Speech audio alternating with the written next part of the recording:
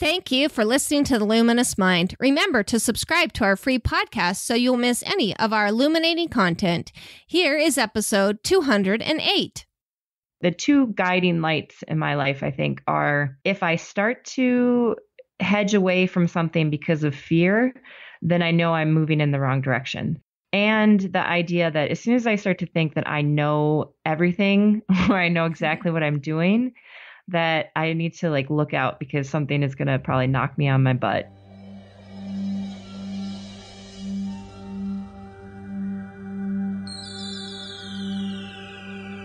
Benjamin Franklin once said, "Do not curse the darkness, rather light a candle instead."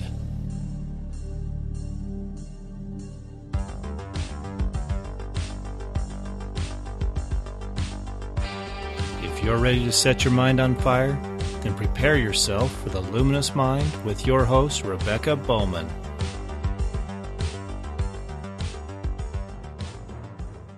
Today's fire starter is Cate Fogarty. Cate is a filmmaker and writer who has lived in the United States, the Caribbean, and Norway. Her current projects include making a documentary film about sailing from Minnesota to Florida and writing for Mixed Mental Arts. Welcome, Cate. Hi, thank you so much for having me. I'm so excited to hear about your work with Mixed Mental Arts as well as some of the other things that you've been doing. But before we get into any of that, can you please tell our audience a little bit more about yourself? Sure. So as you said, I've lived, I say all over the world, but I'm always so cognizant of how much of the world I haven't seen yet. So I've lived numerous places, but probably the biggest thing that happened in my childhood was I was born in Minnesota. And then when I was 12, my parents were like, we're selling everything, buying a sailboat and moving to the Caribbean. And so that's what we did. And that was such a huge cultural shift and life shift for me that it made such a big impact on my life. And so that was one of the biggest things that happened to me in my formative years. And then ever since then, I've just been spending my life kind of recreating that experience of traveling the world and meeting new people and learning as much as I can. And and here we are. That's really cool. I want to kind of hear some of the backstory to this educational journey. I mean, what sparked your parents to up and move from Minnesota and head to the Caribbean? I mean, what was that path and, how did that work out? Yeah. So, I mean, as a kid, it literally felt to me out of nowhere, just out of the blue. But now as an adult, having gotten the whole story, it was always their plan to retire on a sailboat. Minnesota has 10,000 lakes. Everybody is either a boater or very familiar with the water there. And so we sailed. And so I grew up sailing my whole life. And so my parents were going to do that when they retired. And just around 38 or so, they had a couple of friends die suddenly. And all of a sudden this idea of mortality set in. And my dad was just like, what if we don't wait till we retire? What if we just do it now? He was a ham radio operator, so he connected with other people that were doing this.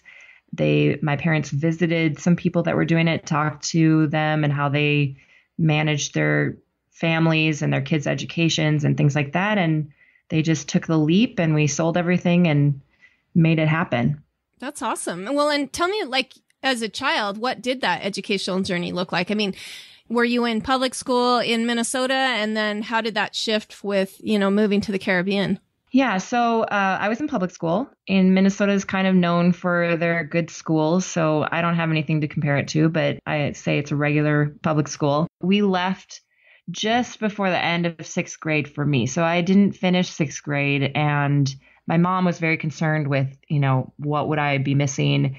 And I think the principal said to her, have them write 3 book reports and send them back or something. And then they graduate. And so that was kind of my first feeling that maybe school wasn't all it was cracked up to be. And so she's like, I can do 3 book reports and that's it. Yeah. I was like, this is easy. I can just skip the last 3 months of school. So then we registered for a correspondence course. So they would mail us all the lessons for the year. And then it was kind of self-directed where it was like, this week you're supposed to do this and send back these assignments and all of this. It was the most boring experience of my entire life. I mean, the books that we had, I don't want to say the name of the school in case it's still around, but it was so terrible. It was just the books were really boring, like books you've never heard of to read for English. I remember my science book at the time, this wasn't known, but it was like from the 60s, and it said that there was water on the moon. Now we know that they found water on the moon, but at the time that was like a ridiculous idea. And it just wasn't fun. I mean, we were in the most beautiful place, one of the most beautiful places in the world. And we were supposed to sit down and study these really boring assignments for like 4 to 6 hours a day. And basically my sister and I just revolted and refused. We were just like, we don't want to do it. None of our friends have to do it. Nobody else has to do this. Why do we have to do it? And so my parents just caved. So we did complete the first year. It took about 2 years, I think, almost 2 years to do the first year because we just really didn't want to do it. And then so we just didn't do anything formal for the remainder of the time. But I had a friend who taught me Spanish. So I learned Spanish. We were traveling through all these different countries, learning their different customs and different languages and different foods and different things like that. And so that was our learning experience and talking to people from all over the world. And we had a lot of friends from Europe.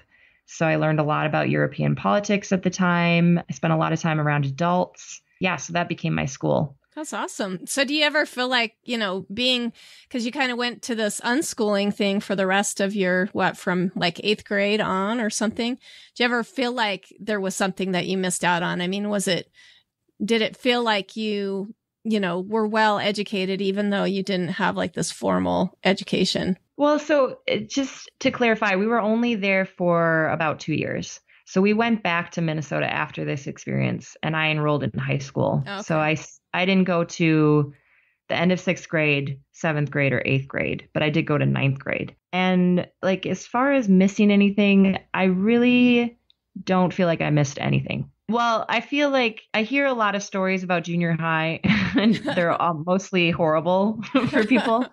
And I'm always just like, yeah, I didn't have that experience. I was swimming, meeting really cool kids from, England and Spain and France and traveling. And that was my junior high. And so I don't feel like I missed anything that way. And when I got to high school, it was a really big culture shock for me because I had been acclimated into this culture of everybody talking and asking questions and wanting to learn. And when I got into high school, it was not that at all. Oh, gosh. Kids wanted to be cool and I didn't understand that. And yeah, so I didn't feel like I missed anything specifically, but my parents also were really proactive about having us read a lot, learn about history. My dad's a big history buff. So they supplemented a lot with just life experience. So you weren't like behind or anything either, though, correct? I mean, No. And actually, I have a funny story. I mean, it's funny to me. So we had like a documentation that we'd finished. So for me, I finished 7th grade. My sister finished 6th grade. When I got into high school, about 2 weeks into school, because we were like, do we have to take a test? Is there some kind of like thing, and this was 20 years ago. So I don't know what it is now, but 20 years ago, there was no test that you had to take to like just rejoin high school. About 2 weeks in, my guidance counselor called me down to his office and he was like, okay, so we have your papers for 7th grade, but we don't have any for 8th grade. And then he looked at me very closely and he was like, so I would hate to have to send you back to 8th grade. Were you homeschooled? And he started to nod slowly. And I was like, yes, I was homeschooled. So that was how I made it out of 8th grade. Yeah. Well, some people they feel like if they pull their kids out for a couple of years that somehow they're going to be behind or miss out or anything like that. I almost applaud your parents for having the guts just to, really follow their passion and do that because 20 years ago, that was not an easy thing. So that's great. Well, and I want to know how like this type of education or whatever kind of moved into the journey of, what you love to do, what you discovered to do, what you're doing now. Yeah. So I think I don't know that I realized it right away. Maybe just now I'm kind of being able to put words to it, but I think I realized that you kind of like each of us makes our own destiny to some extent. Like I am in charge of my own learning. And so if I want to learn something, I don't necessarily have to take the traditional route and go to a school and, check all these boxes. I can learn from the internet, or I can learn from people around me. And that's made a huge impact on my life. And that's really guided a lot of what I've done. And I think that my dad was like that too. He grew up very poor, and he was just always learning things on his own. He taught himself guitar, and he learned a lot from books. And, he went on to college and to get a degree, but he's always very focused on like, what can I learn myself? Like, how can I learn to do this myself? That's awesome. Well, and how did you move into, we said in your bio that you're a filmmaker and a writer. Now, how did you move from your adolescence into this passion and mission that you're doing now? Yeah, so I think partly because it was such a big culture shock for me to join high school after having this other experience. I left my traditional high school after my sophomore year and went to another public school, but it was an arts high school. And so that was focused specifically on writing. I had a great experience with that school, and mostly it was because all the kids there applied to get in. Like there was a limited number of seats, and so you applied to get in. And so everybody wanted to be there for the most part. It's still high school, but people still wanted to be there. And so we were more engaged in learning. And so that is where I always had the idea of being a writer, but that is where I started to learn specific tools for the craft. And so then from there, I went to college. And I think one of the smartest things my parents ever did was tell me that they were not going to pay for me to go to a private, expensive college. kind of burst my bubble. I was kind of like, oh, I can go to this beautiful, picturesque college on a hill with all these trees and learn how to be an amazing writer. And my parents were like, oh, by the way, we've decided that you should pay for your school and you can't afford that school. So I went to, not that all expensive schools are bad, but for me, it was a good wake up call to realize again that I'm in charge of my learning, and there's no magic paper or special school that is going to give me the path that I need to get to where I want to. And so I went to college, and I didn't love it, but I studied a variety of things and ended up majoring in English, mostly just so I could take all the creative writing classes I could. And so I did that. And then I've just been learning to write for my whole life. So I just writing constantly, writing different things. I've in the past 10 years, I discovered filmmaking. And instead of going to an expensive film school, I found a really great teacher and studied with him. And I've just been learning by doing.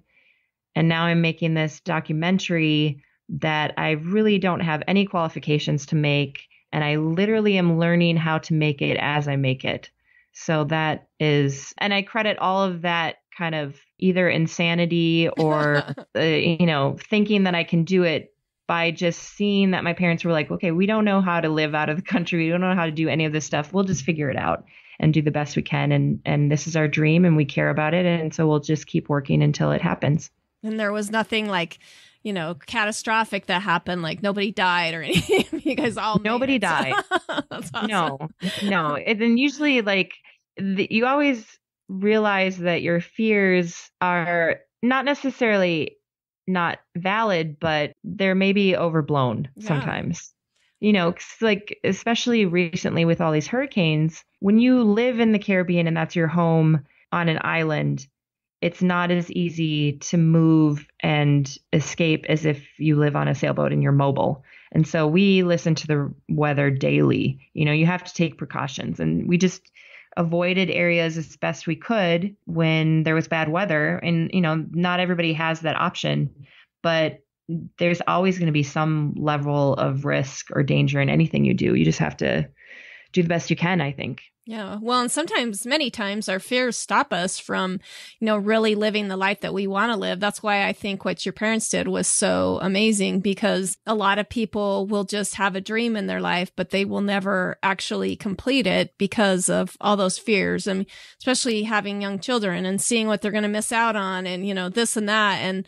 But they just went for it. And I think that's pretty amazing. I think that probably taught you a lot of like perseverance and being able, like you said, getting through things, figuring it out. Yeah, that's awesome. It definitely did. And, just as a note to anyone out there, it's not like my parents weren't afraid. My mom, it took my dad some time to convince my mom. My mom was like very afraid for a long time, but, she, to her credit, like she investigated those fears. She met with people that were doing it, asked them a lot of questions, and then got more and more comfortable. Like she agreed originally that it would be 6 months, and then we ended up staying 2 years. And now my parents are retired and they're basically doing the same thing again. So that's awesome. It's not that you're not afraid. It's just that you don't let the fear stop you. Yeah. That's like the definition of bravery though, right? Yeah. I mean, that you still have those fears, but you can forge ahead and still accomplish the thing that you want to. So tell me, I mean, you talked about, having to pay for your own college and some of those types of things, but what kind of challenges did you have along the way? But what do you feel like you learned from those things?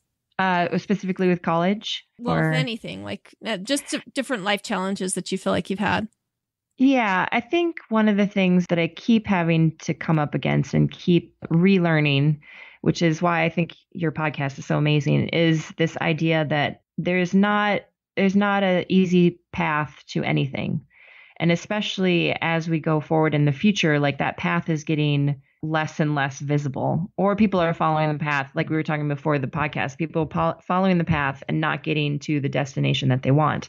And so that is one of the challenges in my life. Like I started out with a very kind of fixed mindset idea about education and intelligence and knowledge and all this stuff. Like you either have it or you don't. And then had to, for my own sake, like realize that that's not true, that like you have to constantly work.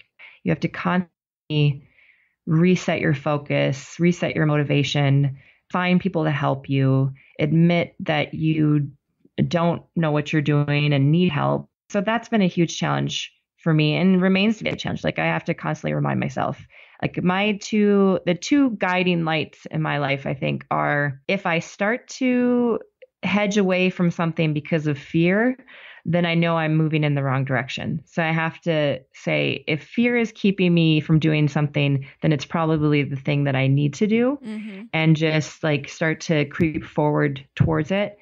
And the idea that as soon as I start to think that I know everything or I know exactly what I'm doing, that I need to like look out because something is going to probably knock me on my butt pretty quickly. And so those are the biggest challenges for me, is constantly just, struggling with that fear and struggling with that arrogance that I know what I'm doing. Yeah. Well, and I think sometimes the easy path is kind of boring in a way, like if everything was just laid out perfectly, we would have no growth. We would have no like challenge in our life. And I mean, I feel like, watching other generations go through this where there's this perfect path that they stopped like really striving. And I think that that's one of the cool things about our generation now, is that there is really no easy, clear path. I mean, even though they tell you it is, like we were talking before we start recording, that a lot of younger people are very upset, or, they feel very disenfranchised that, they follow this path and it wasn't their golden ticket or, their path to prosperity or anything like that. But I think that creates a lot more interesting people and people who have a lot of growth. And like you said, maybe some humility and some of those things that really inspire us to be better people, at least that's what I feel about. Yeah. And wouldn't it be such a better society if we could all kind of get a head start on some of those lessons, like not end up buried in college debt, then realize, oh, maybe I could have done a different thing. Yeah. Yeah. And I love how you're talking about breaking through your fears. I mean, that is definitely, to live a life full of passion that's really focused towards your mission, it is scary, definitely Yeah, worth it. it definitely is. But it's like, what is the alternative? The alternative is, living a life that's not genuine. I don't, you can do that by tricking yourself with, addictions or sadness or other distractions, but it doesn't lead you to a very happy life. Yeah. Well, and I loved how you talked about genuine, because that's kind of where we're going to move now. I want to hear, how you feel like your paradigm changed with time and experience, how that's helped you become more authentic to your life's mission. Yeah. So one of the big things that I did, so I graduated college like a lot of people and was kind of like, okay, now what do I do? Like I had a degree in English, but that doesn't mean you're a writer, like that doesn't really mean anything. And it's always the joke that like, an English major is a good way to be a manager at Starbucks or something. And so I was kind of like, all right, I bought and paid for this degree. Now what do I do? And it took me a little while to figure it out, but I decided to go to a trade school. So I went to a massage school, got a massage certificate, started doing that. And that led me to be able to focus on one of my passions, which is traveling. And so I moved to Norway. And I always think of Norway as kind of my actual college years, where you get to kind of have fun and experiment and do all these things that people in movies do in college that I didn't really do in college. And so that's while I was in Norway, I was so far from home and I was out of my culture again. And I had to do a lot of soul searching. Like I just was kind of forced into it, because when you get put up against really difficult situations, which living in a foreign country by yourself can be really hard, because you don't speak the language. Luckily Norway speaks a lot of English, so it wasn't that bad. And I was learning Norwegian, but it's still a lonely experience. And so I was by myself a lot and did a lot of soul searching. And I had to kind of start from the ground up and figure out what makes me happy. And so I was like, okay, I like this. I like writing every day. That makes me happy.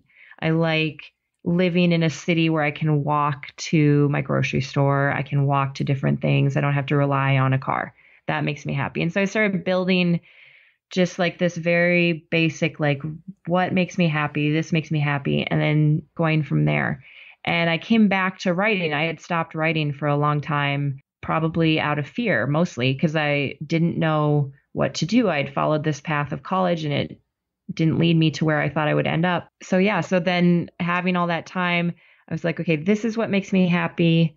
I found screenwriting, which I was like, this specifically is a nice challenge that I really want to focus on. And that led me to Los Angeles. And that's where I've made my home for the past 7 years. I have had a lot of like really great opportunities here, met really amazing people like Hunter Motz, who you've had on your podcast, and have been able to coalesce all these different lessons I've learned in my life into mixed mental arts, which is really exciting. That's awesome. Well, I kind of want to ask you about that. What is your role with mixed mental arts, and, kind of go into that connection story a little bit better? Yeah. So full disclosure, I tend to be a little bit more liberal. And so after the election, like a lot of liberals, we were kind of like, oh, what do we do now? And so it was like, oh, what's going on? What's happening? We didn't expect this. And so, which was great, which ended up being great because everybody needs a wake up call. And so I got invited to this meeting that was just very general. It was like activism meeting, like just find a group that you can identify with and participate in. And I went to it. I've never done anything like that before, but I was like, I feel like I need to start doing something more in my life. And so I went there, and there were a bunch of speakers about different topics and different things. And one of the speakers was Hunter Motz. And he got up and told this very compelling story about red versus blue and how we all think we're right in certain, and like how we all think everybody else is wrong. And that immediately like just resonated with me so deeply. I was like, I feel that so thoroughly. My best friend is conservative. I'm more liberal. And like, we have managed to make a friendship work for, 33 3 years or so, like a long time. And so I knew that America could do this. And so he was like, if anybody wants to join me in this task of trying to bring red and blue back together and get people talking and learning from each other, just send me an email. And so I emailed him. And from there, we moved away specifically from American politics into how can we make a better culture for the world? Like, how can we make the world a place that we all want to live in? And that doesn't mean that we all agree, doesn't mean that we all see things exactly the same. In fact, it actually means that we learn from each other's differences, that we talk to people who are different from us. And so that's how I met Hunter and got involved in mixed mental arts. And my main role, I would say, is he calls me the chief artillery officer of mixed mental arts, because we have these things called knowledge bombs, which are just very short little pieces of information written in a kind of like a catchy, easy to understand way. And that's kind of my little niche. Hunter, he went to Harvard. He really speaks academic speak really well. And that's his forte. And I take those pieces and I make them smaller and shorter shorter, smaller and catchier, and just focus on, okay, how could I explain this to my mom or my 11-year-old godson? And so that's my main role with them. But I also do a lot of editing of the pieces. We're about to launch into videos, so I'm going to help write those and be on camera a little bit as well.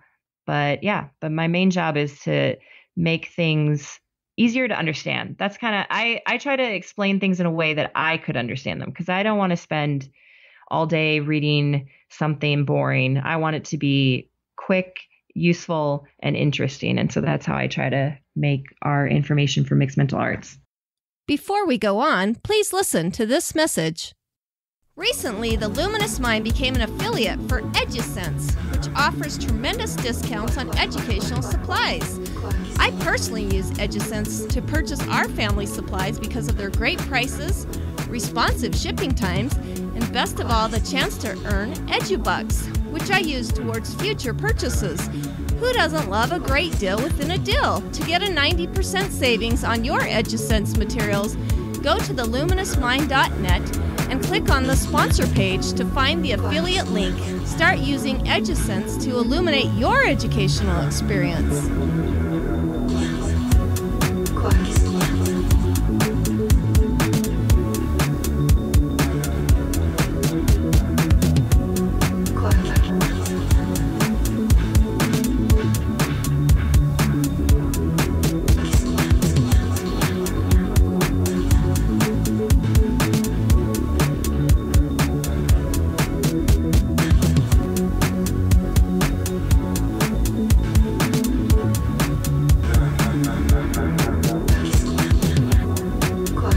Welcome back to The Luminous Mind with Cate Fogarty, who's spreading ideas through simple means.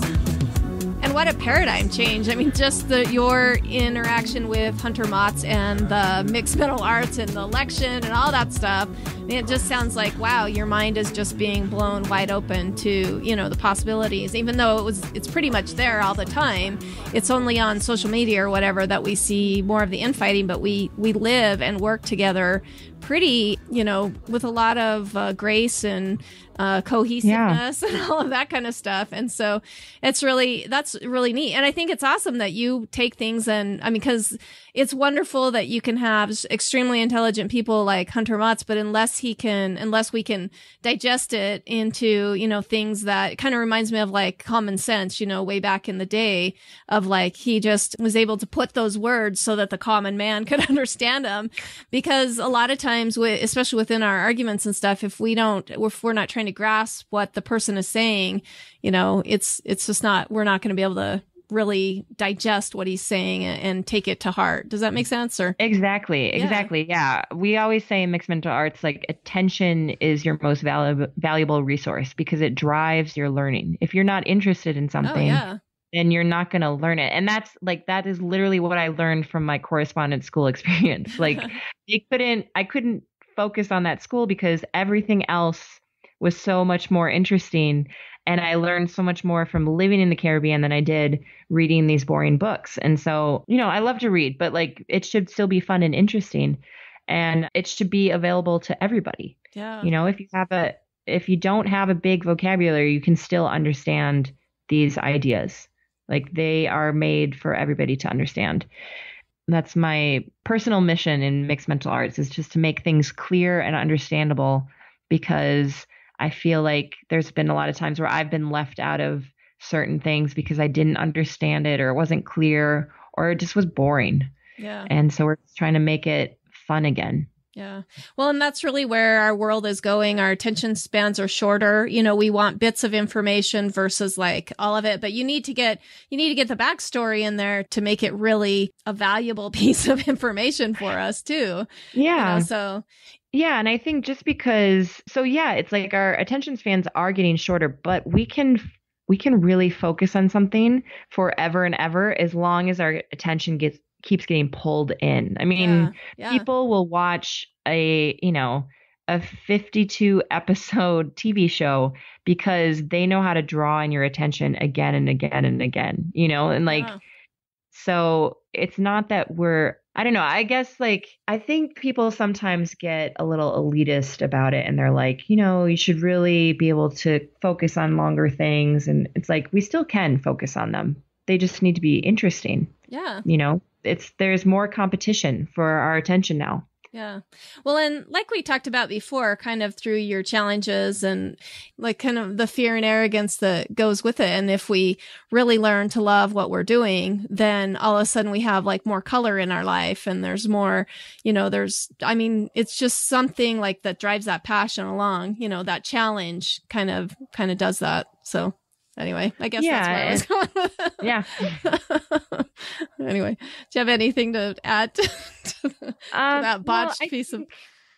No, I think also when you're learning something, it's new and that's really exciting. But to really, like, you can also relearn it by teaching it to someone else trying to figure out like how can you make that same thing interesting to someone else. And so that's like the gift that mixed mental arts has given me. It's like I've learned these new ideas that were new to me, and then I in turn am turning them around and trying to make them interesting for other people and teach them. And every time I do that, I learn a little bit more about this thing, or I see it in another way, a different perspective. And so I'm constantly, we like to say you need to learn, unlearn, and relearn. And I'm constantly doing that by trying to share this information with other people. And how can I hold somebody else's attention? Does it, at the same time as trying to build my own. That's great. Well, let's kind of move into like the success that you've seen with that, as you're trying to work at teaching somebody else kind of what you're learning. What success have you seen along those lines?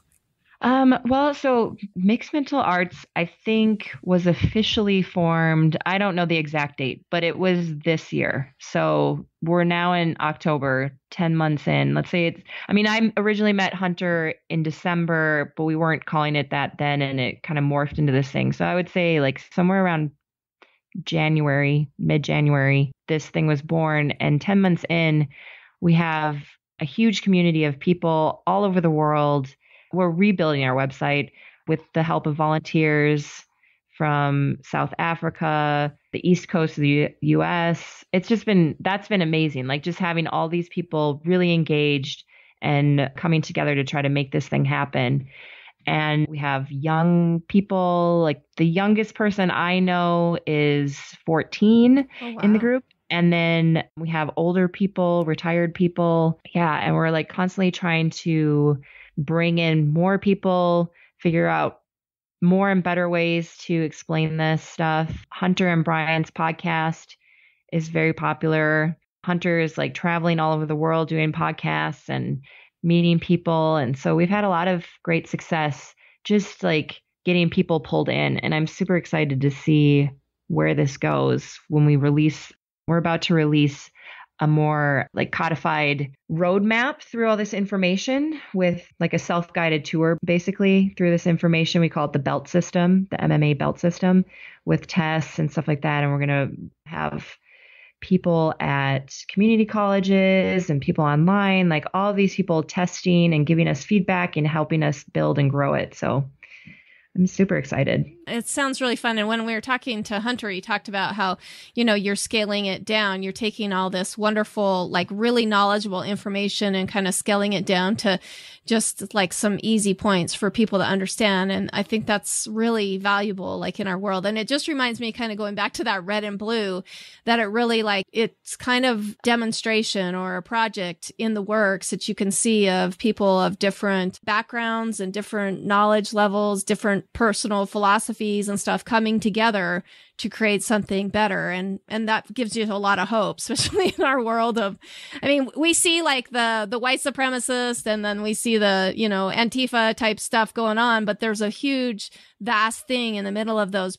And those are the people that are really working together to kind of make a better world. And in my, and those are the people that are going to change the world too. Yeah. We're all doing it together, and it's easy to get caught up in the people that are maybe the most sensationalized, but all you have to do is start talking to people and you get a different perspective of the world. I think It's easy. It's that fear again. It's easy to get caught up in the fear, you know, of being attacked or shouted down or whatever. But, you know, when you start to talk to people and you start to inch towards that, conquering that fear, like it changes your life. Yeah. And I think that fear, like you were talking about in your challenges, and maybe this is where I was going beforehand, is that when you have that fear, all of a sudden you need to check that. You know what I mean? Like, that is a good place to start going, well, wait a minute, you know, why do I have this fear? And maybe I should move towards it instead of away from it. And yeah, it's a great signal to just stop and think. And like, we like to say slow think, what you're doing. Like, does the fear fit reality? Like my friend teases me because when I was first thinking about moving back to America, I said to her, I had never been to Los Angeles before, and I was living in Norway, which is a very lovely, safe country. Not that America isn't, but the media is so different in Norway as opposed to America. And so I said to her, I want to move to Los Angeles. I'm really afraid of carjackings. And she just laughed at me so hard. She was just like, millions of people live in Los Angeles. How many do you think actually get carjacked? And I was like, okay, that's a good point. So fear is a nice signal to just say, maybe I need to stop and think, are my feelings fitting reality? And sometimes they are, maybe they're totally justified. And then there's other times where it's like, maybe I need to move towards this thing and I'm letting fear stop me from something amazing. Yeah, that's awesome.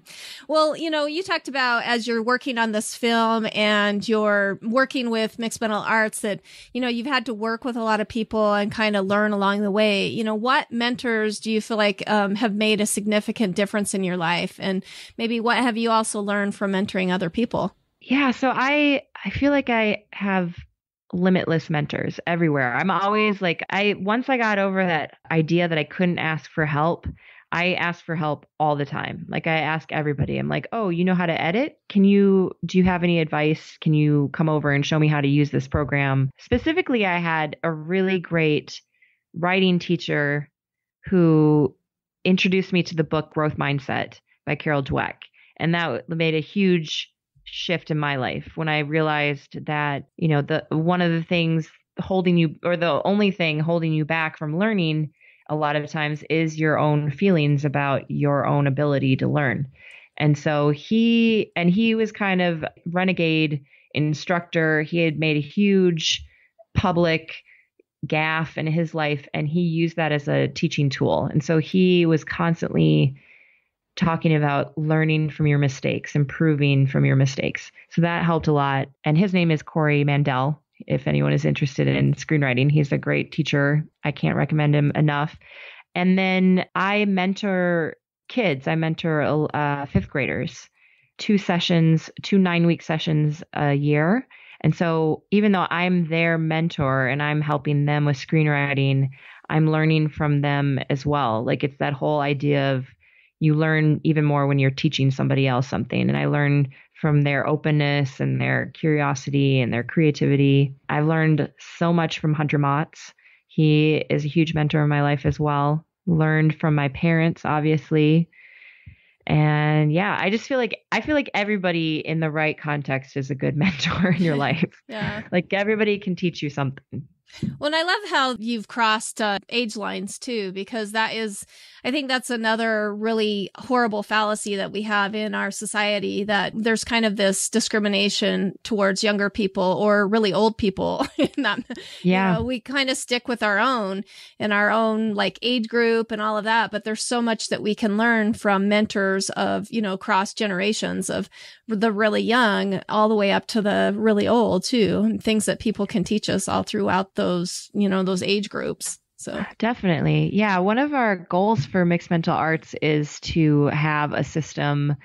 We call it IQU, which is basically like I teach you something, you teach me something kind of thing, to help get retired people get a lot of their knowledge, because a lot of that core knowledge doesn't change. Like there's a lot of core knowledge to things that is timeless and you can learn from them. But then also they can learn from younger people things that are changing, like newer technologies and things like that. And so it becomes this very cooperative system. Yeah. So yeah. Well, and I think it's so good for the younger people too, because where they've learned to sit in a classroom and listen to somebody older, sometimes it makes them doubt themselves that they have, something to contribute, or that they can listen to their own internal, feelings about something and know that is a valuable thing. Like when the alarm bells are going off and they're like, but I'm not smart enough, I really don't know the answer, and somebody else is always smarter than me is telling me to do something else. You know what I mean? Like, I feel like a lot of young people get in trouble because they've learned to shut off that internal, that instinct that's going on inside of them. And that's awesome for them to have to like, yeah, you contribute so much to this world, that. Yeah.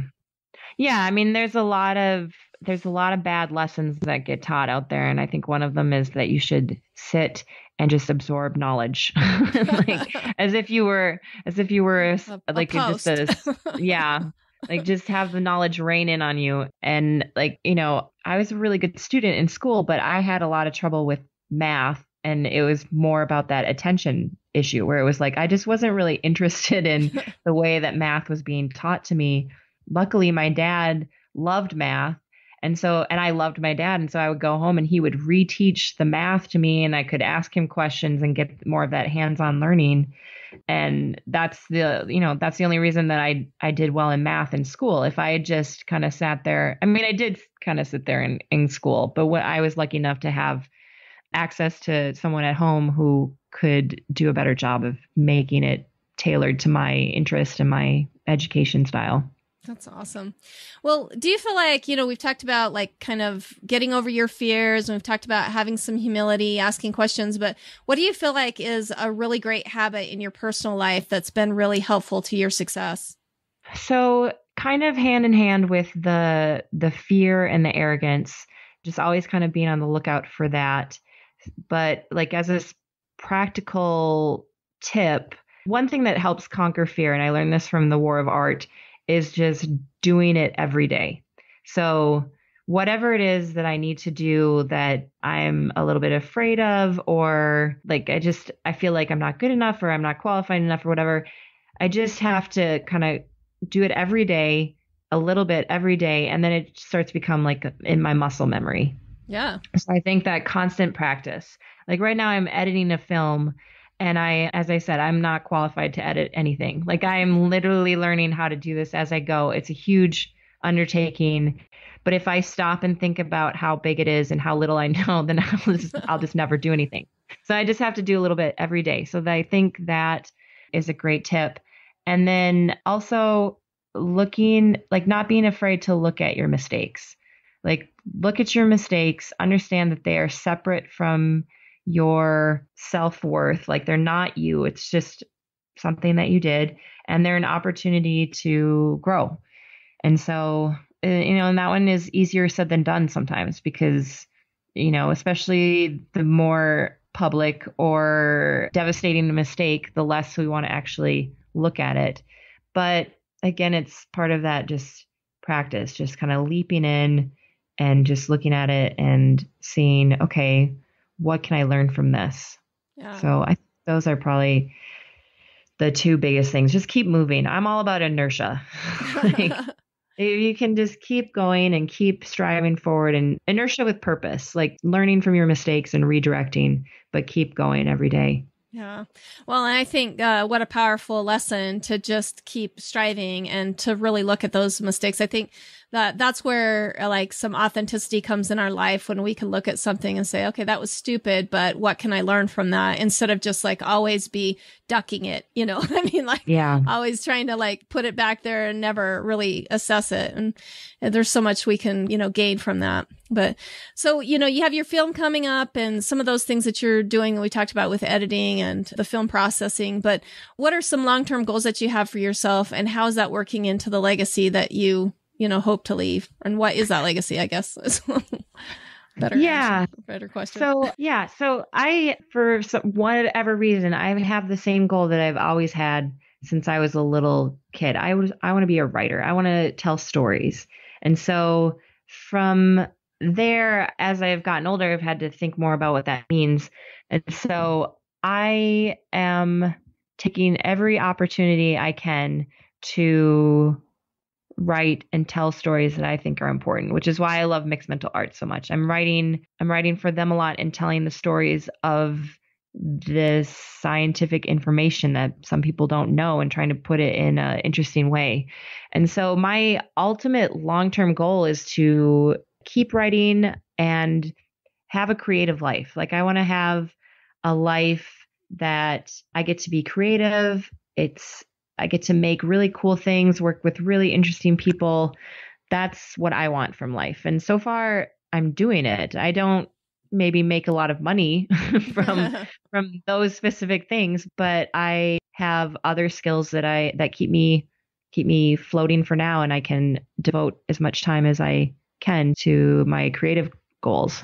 Well, and I've heard too, like, eventually, if you're really doing the thing that you love and you keep, you know, there's that consistency to it, that it does help eventually provide a support for our lives, you know, as well. So yeah, that's what everybody says. We'll see. they keep saying, just hang in there. The money shows up. So I'm waiting for that. But luckily I'm not super, for better or worse, I'm not super driven by money. Yeah. As long as I have enough to survive. And I have a very stripped down life. I don't have kids. I have cats. You know, I live in one of the most expensive cities in the world, but I learned how to manage that by living in Oslo, one of the more expensive cities in the world. So yeah, for me, it's a lot about choices. And so my choice is to live a creative life. And it's kind of from that lesson that I learned from my dad. You know, we lived in the Caribbean.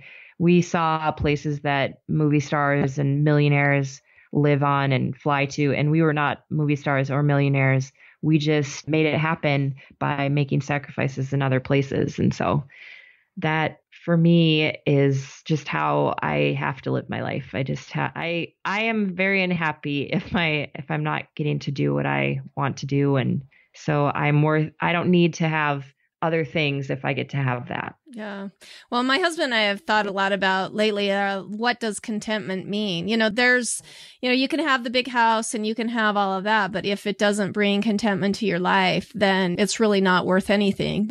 And sometimes we find contentment in living simple. You know, we find that peace and that happiness by living simple and more directed to our mission and our goals than just trying to, you know, live in corporate America and try to follow everybody else. But anyway, that's how I'm feeling. It doesn't bring that contentment that just living simply and having, you know, those types of things can be. It definitely doesn't. And I hope that more and more people are realizing that, and we're shifting away from a lot of that, getting caught up in a lot of the stuff that doesn't bring you happiness. But yeah, we'll see. Yeah, that's how, like I said, I had to start figuring out what made me happy, and it wasn't having a specific car that made me happy. It was being able to walk to the grocery store that made me more happy. So that's awesome.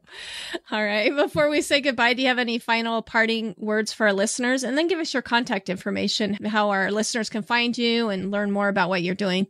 Yeah. Well, I guess final words. I'm so honored to be on this podcast, and I'm so excited about what you're doing and all these other people that are joining this movement that seems to be springing up all over the place about how we can make a better culture and a better world and a better life for ourselves. If anybody wants to contact me, they can reach me on Twitter at cataclysmic. So that's at CATECLYSMIC. I think I spelled that right. And then, or they can email me through Mixed Mental Arts. Because we like to keep everything kind of silly, we all have nicknames in Mixed Mental Arts. And so mine is Moonbeam. So my email address is moonbeam@mixedmentalarts.online. Awesome. And I'm very easy to reach and happy to talk or chat with anybody about anything. That's great. And again, we're talking with Cate Fogarty. We will be sure to link all of her information. There's actually a great authors page about her on Mixed Mental Arts as well. Like she said, they're kind of tweaking their website a little bit, but I will be sure to link all that information that we've discussed today on our website as well. But thank you so much, Cate, for coming on and joining us and helping to light our minds on fire on this really important topic of, being creative and living without fear. Appreciate it. Thank you, Rebecca. It was a real pleasure. Thank you for listening to The Luminous Mind. To learn more about Cate Fogarty, go to our show notes at theluminousmind.net. Be sure to become a subscriber to our free email list and get our new monthly newsletter. Then check out the Services tab to see how we can continue to assist you, our fire starters. Also, to help us continue production of illuminating content, go to the Sponsor tab at theluminousmind.net for more information on sponsorship and affiliate programs. Like us on Facebook, follow us on Twitter, Google+, Pinterest, and now Instagram. Get our free audio content by subscribing on YouTube, iTunes, and Stitcher. To help us grow, consider these easy ways. Tell your friends about us, leave us a review, share our content, tell us how we can help you so together we can continue to light minds on fire and change the paradigm of education.